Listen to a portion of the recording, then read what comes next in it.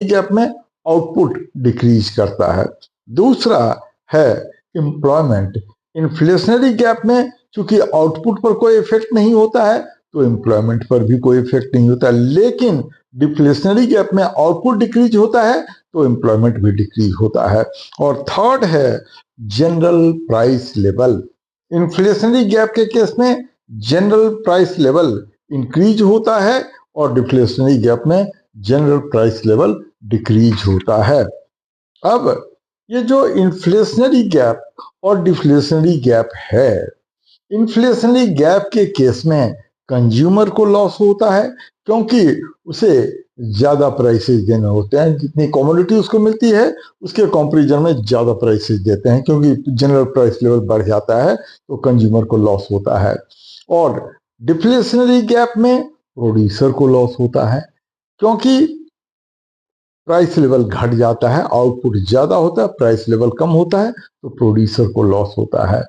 अब जेम्किंस ने कहा कि ये जो इन्फ्लेशनरी गैप है और डिफ्लेशनरी गैप है, इसको कंट्रोल करने के लिए गवर्नमेंट को स्टेप्स लेने चाहिए, जिसको बजटरी पॉलिसी कहते हैं या फिस्कल पॉलिसी कहते हैं। लेकिन अपने सिलेबस में ये इस इन्फ्लेशनरी गैप और डिफ्लेशनरी गैप को कंट्रोल करने के जो मेजर्स हैं वो दो टाइप के हैं, वो समझने की कोशिश करेंगे।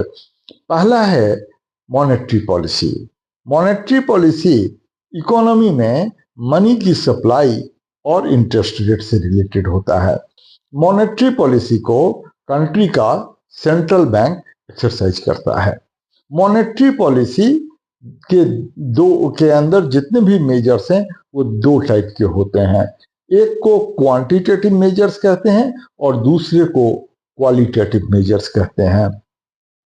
अब इन सब के अंदर जो जो मेजर्स हैं उन सब का मतलब समझेंगे और उसका इन्फ्लेशनरी गैप और डिफ्लेशनरी गैप को कंट्रोल करने में कैसे यूज करते हैं वो समझने की कोशिश करेंगे। सबसे पहला है रेपो रेट। रेपो रेट क्या होता है, इस पर एग्जाम में एमसीक्यू में पूछते हैं।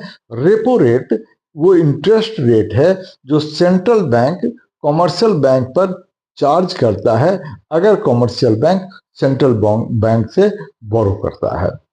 तो जब इन्फ्लेशनरी गैप होता है उस केस में सेंट्रल बैंक रेपो रेट को बढ़ा देता है, ये शॉर्ट टर्म के लिए है। और वही अगर कॉमर्शियल बैंक लॉन्ग टर्म के लिए लोन ले और तब जो सेंट्रल बैंक इंटरेस्ट लगाता है उसको बैंक रेट कहते हैं।